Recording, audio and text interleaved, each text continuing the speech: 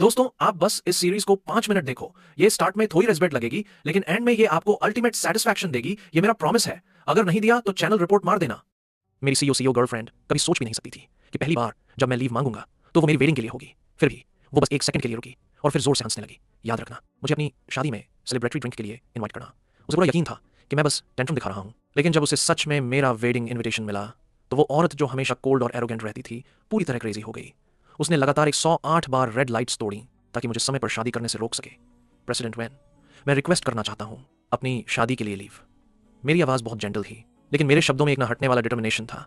सोफे पर आराम से लेटी हुई वो औरत अचानक जम गई। उसने मेरी तरफ एक कोल्ड स्टेयर के साथ देखा। तुम्हारी तो कोई गर्लफ्रेंड तक नहीं है, तुम किस लिए वेडिंग लीव मांग रहे हो? मैंने कल ही अपनी शादी रजिस्टर की है। मेरा एक्सप्रेशन एकदम शांत था। मैंने पहले ही अपना मन बना लिया था। अगर वेंशु मेरी लीव अप्रूव नहीं करती तो मैं उसी वक्त क्विट कर देता। वेंशु ने 2 सेकंड तक मुझे घूरा और फिर अचानक जोर से हंसने लगी, जैसे उसने कोई जोक सुना हो। किसके साथ रजिस्टर किया? क्या अंकल गू को इस बारे में पता है? कमरे का एटमॉस्फेयर तनावपूर्ण हो गया। मेरे चेहरे पर पैनिक दिखा, पर मैंने अपना मुंह बंद रखा। शादी का रजिस्ट्रेशन इतनी जल्दी में हुआ था कि मुझे अभी तक अपने पिता को बताने का समय भी नहीं मिला। इसके अलावा उस इंसान की आइडेंटिटी काफ़ी सेंसिटिव थी। इसे अचानक बोलने से फालतू की ट्रबल हो सकती थी। मैं अभी अपनी वाइफ की आइडेंटिटी डिस्क्लोज नहीं कर सकता। मैं अपने पिता को भी पूरी तरह इन्फॉर्म कर दूंगा। आपकी कंसर्न के लिए शुक्रिया प्रेसिडेंट वैन। मेरा काम पूरी तरह हैंड ओवर कर दिया जाएगा। मैं कंपनी के लिए कोई इशू नहीं आने दूंगा, आप निश्चिंत रहें। मेरा एटीट्यूड पूरी तरह प्रोफेशनल था। वैंशु के दिल में गुस्से की आग भड़की, पर उसने उसे दबाने की कोशिश की। उसने मेरी तरफ देखा, एक फेक स्माइल के साथ। हमारे सर्कल में कौन हमारे रिलेशनशिप के बारे में नहीं जानता? क्या तुम इससे भी घटिया एक्सक्यूज नहीं सोच सकते थे? जवाब में सिर्फ साइलेंस थी। वैंशु के चेहरे से स्माइल धीरे धीरे गायब हो गई। अब उसे लगभग यकीन था कि आज मैं जो ये ड्रामा कर रहा हूँ वो सिर्फ इसलिए था क्योंकि मैं अनहैप्पी था कि उसने लू शीचन को चुना और मेरा बर्थडे भूल गई। मैं बस गुस्से में हार्ड टू गेट खेल रहा था, एक बेड वार्मर जिसे उसने 10 साल से अपने पास रखा था। अगर ये पहले की बात होती तो वो पक्का मुझे पेशेंटली कंफर्ट करती, लेकिन अभी वैन शू पूरी तरह लू शीचन पर फोकस्ड थी, जो अभी अभी देश वापस आया था। उसके पास एक पुराने प्रेमी की परवाह करने का समय नहीं था। उसने लापरवाही से हाथ हिलाते हुए कहा, जो भी हो, जब समय आए तो मुझे सेलिब्रेटरी ड्रिंक के लिए इनवाइट करना मत भूलना। उसे यकीन था कि मैं झूठ बोल रहा हूँ।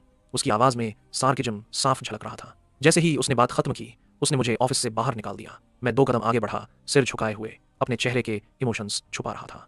तभी लू शीचन कॉर्पोरेशन डिस्कस करने कंपनी पहुंचा। जैसे ही वो मेरे पास से गुजरा, उसने मुझे एक एरोगेंट लुक से देखा, जैसे किसी कचरे के ढेर को देख रहा हो। जाओ, मेरे लिए एक कप कॉफी बनाओ प्रेसिडेंट वैन, और मुझे इंपॉर्टेंट बातें डिस्कस करनी है।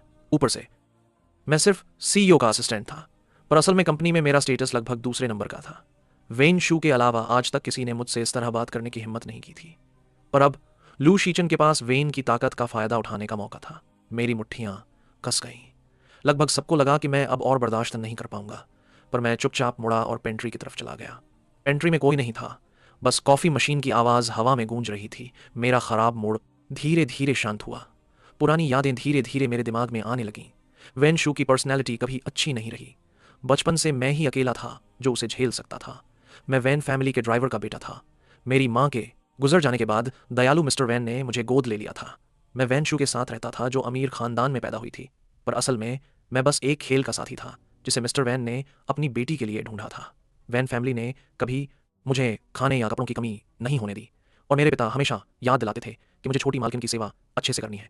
इसलिए मैं वेंशु के प्रति पूरी तरह ओबीडियंट था। उसके साथ रहने वाला सबसे लॉयल कुत्ता बन गया। हर कोई मेरा मजाक उड़ाता था, पर मुझे फर्क नहीं पड़ा, क्योंकि वेंशु मेरे लिए प्यार का मतलब थी। एक एरोगेंट और घमंडी वॉरिस जो खूबसूरत और नोबल भी थी। ऊपर से हम साथ बड़े हुए थे। उससे प्यार करना दुनिया की सबसे आसान चीज़ थी, पर मेरे दिल की इनसिक्योरिटी ने मुझे कभी हद पार करने की हिम्मत नहीं दी, जब तक कि बाद में मिस्टर वेन गुजर नहीं गए। अपनी आखिरी सांसों में उन्होंने मुझसे वादा लिया कि मैं 10 साल तक उसकी रक्षा करूंगा। वेन फैमिली की कंपनी दिवालिया होने की कगार पर थी। वेन मेरी बाहों में बुरी तरह रो रही थी। उसकी आवाज़ सिसकियों से भरी थी।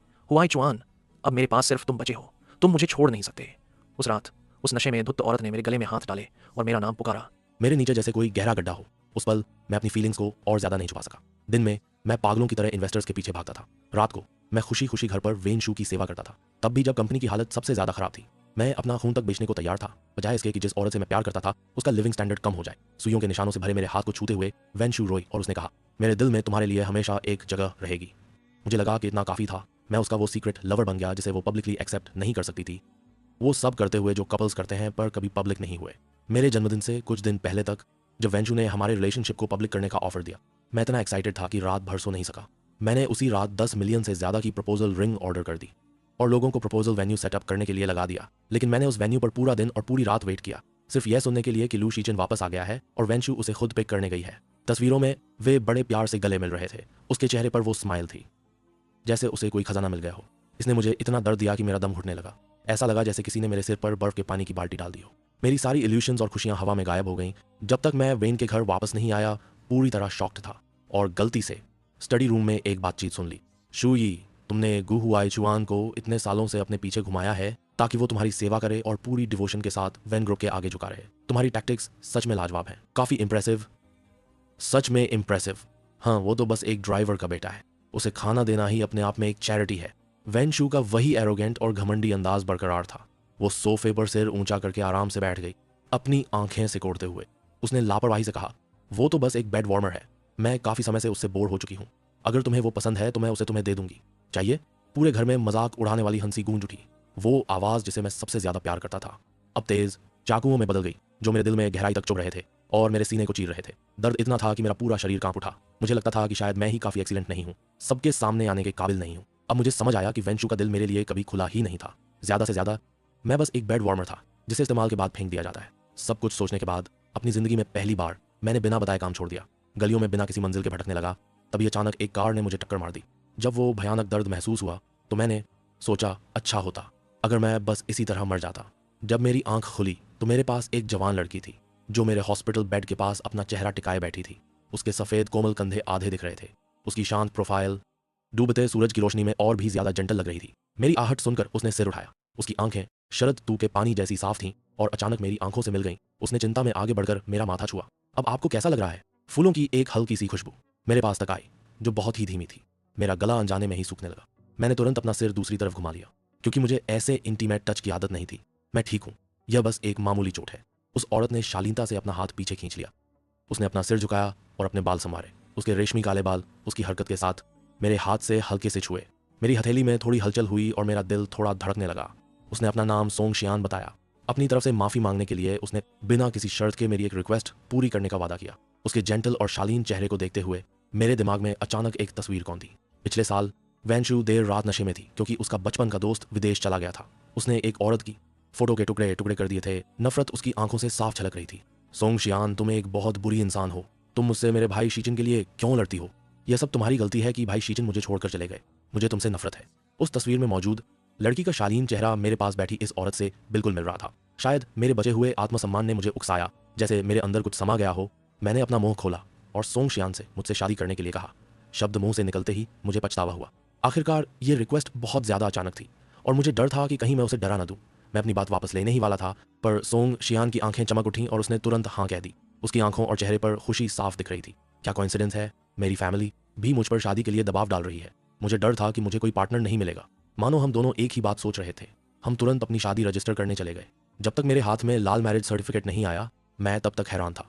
उस फोटो में सोंग शियान बहुत खुशी से मुस्कुरा रही थी, जैसे उसके पास बैठा आदमी वही बॉयफ्रेंड हो जिसे वो सालों से प्यार करती थी। कौन सोच सकता था हम पहली बार मिलने वाले अजनबी थे। उसे मैरिज सर्टिफिकेट रखते हुए देखकर उसने मैरिज सर्टिफिकेट को किसी खजाने की तरह अपने बैग में रख लिया। मेरे दिल में अजीब सी फीलिंग्स थी, उलझन, पछतावा और एक छिपी हुई खुशी। मैं सच में उस घमंडी वेंचू को देखना चाहता था। अगर उसे पता चले कि जिस आदमी को वो बेकार समझती थी उसने उस व्हाइट मूनलाइट से शादी कर ली है जिसे लू जेनजियान सालों तक नहीं पा सका, तो उसके चेहरे का रंग देखने लायक होगा। अगले दिन जब मैं ऑफिस गया तो देखा लू जेनजियान बेईशान से सीईओ के केबिन में बैठा है।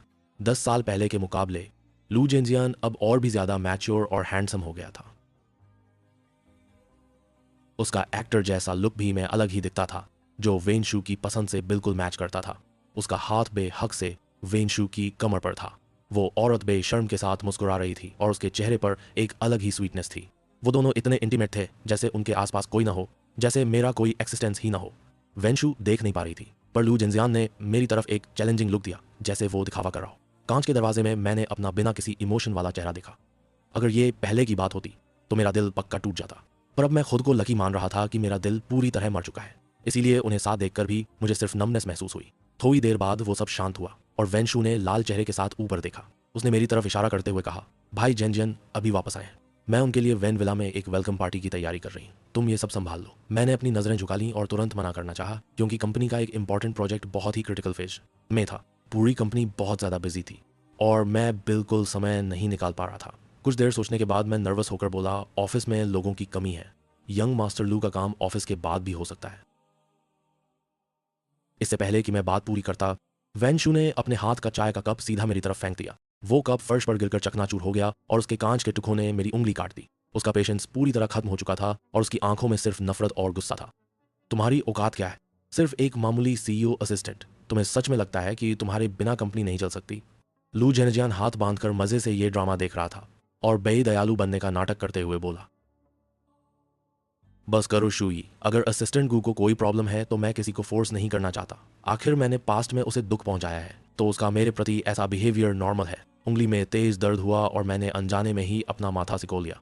मैंने तो कुछ कहा भी नहीं था, पर लू जेनेजियन ऐसे नाटक कर रहा था जैसे मैं उसे बुली कर रहा हूँ। वेनशू के चेहरे पर तुरंत उसके लिए हमदर्दी आ गई। उसने चिल्लाते हुए मेरी तरफ उंगली उठाई, अगर मेरे पिता ने तुम्हें गोद न लिया होता तो पता नहीं तुम कहाँ भीख मांग रहे होते। अब वो नहीं रहे तो क्या मैं तुम्हें ऑर्डर नहीं दे सकती?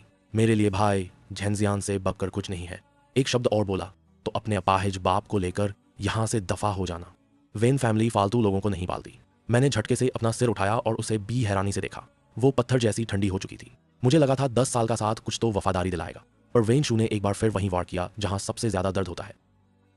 हकीकत यह थी कि मेरे पिता मिस्टर वेन को बचाते हुए डिसेबल हुए थे। उनकी उसी हालत का उसने आज मजाक उड़ाया था। उस खाली ऑफिस में वेनशू की चिल्लाहट गूंज रही थी। जब उसने मेरी आंखों के कोनों में लाली देखी तो उसके चेहरे पर थोड़ी सी गिल्ट आई और वो बेचैन हो गई। उसे पता था कि वो बहुत ज्यादा बोल गई है, पर लू झेंजियान सामने था, इसलिए वो अपनी अख छोकर माफी नहीं मांग सकी। मैंने अपने दांत भींचे और मिस्टर वैन की आखिरी इच्छा मेरे दिमाग में घूमने लगी। वो आदमी जो बिजनेस की दुनिया को हिला देता था, अपनी आखिरी सांसों में सिर्फ अपनी इकलौती बेटी की चिंता कर रहा था।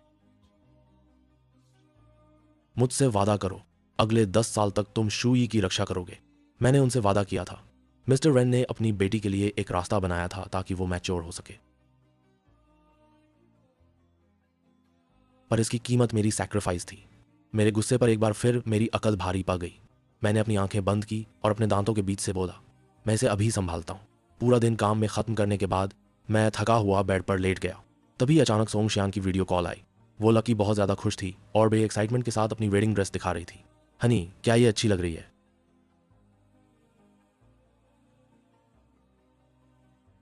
तभी मुझे एहसास हुआ कि मैं आज ड्रेस ट्राई करने जाने का अपना अपॉइंटमेंट भूल गया था। उस लकी के चेहरे पर बिना किसी गुस्से के वो प्यारी स्माइल देखकर मेरा दिल बैठ गया। मुझे माफ करना, मैं सच में इज क्या इज बिल्ड एंड।